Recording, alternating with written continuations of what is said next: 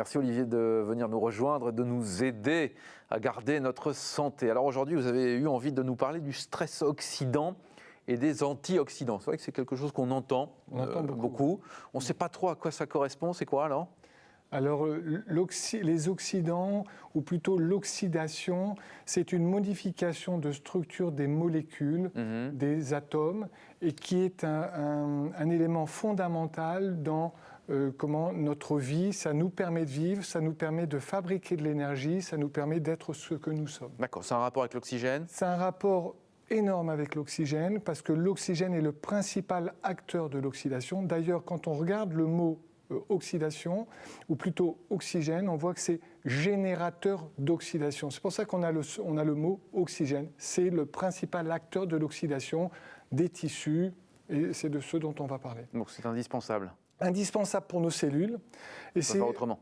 Indispensable pour vivre. On ne peut pas vivre sans oxygène. Et si l'oxygène a cette importance, c'est notamment parce que les réactions d'oxydation, et on appelle ça d'oxydoréduction, c'est-à-dire, Laurent Dereux, je vous donne un électron, vous allez le donner à quelqu'un d'autre, et les molécules, les atomes passent d'une molécule à l'autre, et c'est ça qui va nous permettre de vivre, de se déplacer, de produire de l'énergie. Voilà. Alors, on parle de stress oxydant.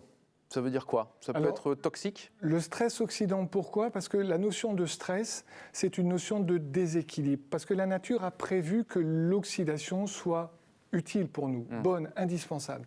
Mais s'il y a un stress, c'est qu'il y a un déséquilibre. C'est-à-dire que s'il y en a de trop, ça va créer un déséquilibre. Parce que notre corps, la nature a prévu que nous avons donc la capacité de gérer l'oxydation, et on a la capacité de la gérer parce qu'on fabrique des antioxydants. Et que cet état d'équilibre nous permet d'atteindre ce qui est normalement un bien-être de santé. Est-ce qu'il y a des exemples visibles du trop-plein ? Des exemples visibles d'un excès d'oxydation, les rides, la peau. Ah oui. C'est-à-dire que l'agression des ultraviolets du soleil vont procéder de mécanismes avec ce qu'on appelle les photons, l'énergie de la lumière, et un mécanisme qui fait intervenir ce qu'on appelle des radicaux libres, qui procèdent d'une réaction d'agression par oxydation des molécules. Donc pas trop de soleil. Pas trop de soleil, c'est pour ça, oui, pas trop de soleil. Oui. Le tabac. Alors oui, ça c'est une... Oui, alors formellement oui. D'accord. Alors les auditeurs, les téléspectateurs vont dire oui, évidemment, on sait que le tabac, c'est pas bon pour la santé. Ce que les gens ne savent pas, c'est que le tabac, évidemment, agresse au niveau des poumons, et c'est cette agression qui peut être responsable d'une maladie pulmonaire. Mais ce qu'il faut savoir, c'est que notre organisme, pour se défendre sur un champ de bataille, on pourrait dire, qui est la superficie totale des poumons, c'est énorme, qui fait environ 200 mètres carrés, on en avait déjà parlé ensemble. Ce champ de bataille de 200 mètres carrés, qui fait donc 100 fois la superficie de notre peau, mobilise des défenses de notre organisme, des défenses antioxydantes, tellement importantes qu'on se sent fragilisé. Si à ce moment-là, on a pris un petit coup de froid, on fera plus volontiers une bronchite si on fume, parce qu'on n'a plus les moyens. On peut plus se défendre, en fait, en gros. On a moins de capacité.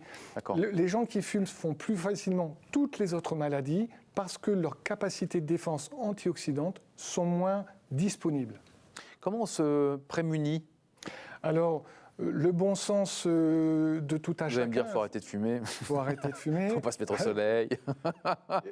En fait, c'est tout avec mesure. Voilà, l'excès en tout est nocif, y compris l'excès de modération. Donc, de temps en temps, on se lâche et ça fait du bien. Mais surtout, pour revenir à une chose un peu plus sérieuse, c'est l'alimentation, évidemment. Parce que notre alimentation est faite pour nous transmettre des antioxydants. Nous pouvons en fabriquer. Mais l'alimentation fabrique elle-même des antioxydants pour se défendre de l'environnement, de la lumière du soleil, de la qualité de la terre, des agressions, des insectes, tout ça. Et cette alimentation, ces légumes, ces fruits sont supposés, lorsqu'on les consomme, de nous apporter ce qu'ils ont, eux, produit pour eux-mêmes déjà. C'est une sorte de relais, là aussi, quoi. Je pense à cette image de la pomme. On coupe une pomme, par exemple, elle devient très vite un peu marron. Voilà, ça c'est un exemple palpable, visible, que tout le monde connaît. La pomme, quand on la coupe, elle est toute fraîche. Mais c'est très rapide, c'est en quelques minutes. C'est pour ça que c'est un très très bon exemple. C'est au bout de quelques minutes, effectivement, elle change de couleur. Et ce changement de couleur procède d'une réaction chimique qui est liée à la couleur, mais aussi à un phénomène d'oxydation. On le voit très bien aussi quand on coupe un avocat. Quand vous coupez un avocat, il va aussi brunir.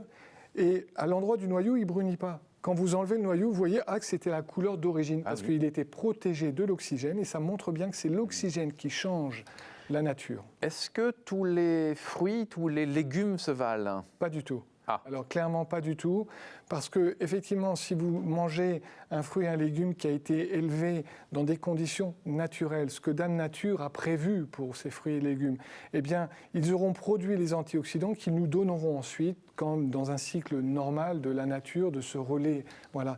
Par contre, si vous avez des légumes qui sont élevés plutôt en batterie, qui n'ont jamais été sollicités, je n'ai jamais été agressé, j'ai moins de facilité à me défendre si un jour on m'agresse, ou plutôt même, comme je n'ai pas été agressé moi en tant que légume bien protégé, je ne vais pas vous donner à vous, lorsque vous allez me consommer, ce que normalement j'aurais dû vous procurer. Prends l'exemple de la tomate. C'est pour ça qu'une tomate, bien, on dit toujours des fruits de saison, de proximité. Je pense que cette règle, c'est une règle de bon sens, parce que si le fruit il est de saison, de proximité, il a toute chance d'être cultivé dans des conditions appropriées de saison, pas trafiqué, si on pouvait dire, et il vous apportera ce que vous êtes en droit d'attendre. Donc en gros, une tomate hors saison, élevée hors sol. Écoutez, chacun se fera la réflexion, c'est que la tomate c'est pas très bon hors saison, au goût, mais ça apporte qui... rien en fait, en gros. Voilà, la tomate hors saison, ce qui est sûr, c'est qu'elle est rouge, ce qui est sûr, c'est qu'il y a de l'eau, ce qui n'est pas sûr, c'est qu'elle a le goût de la tomate et les nutriments de la tomate. D'accord, bon, on retiendra ça. Évidemment, prudence, prudence, et on mange des légumes de saison. De saison de proximité. C'est important. Et les antioxydants en pharmacie, toutes ces préparations alimentaires, tous ces compléments alimentaires, là, il faut avec tact et mesure. Il faut faire attention à ne pas en prendre de façon excessive. On revient sur l'excès. Un grand merci Olivier d'être venu jusqu'à nous. Rendez-vous dans 2 semaines avec une autre chronique autour de notre santé.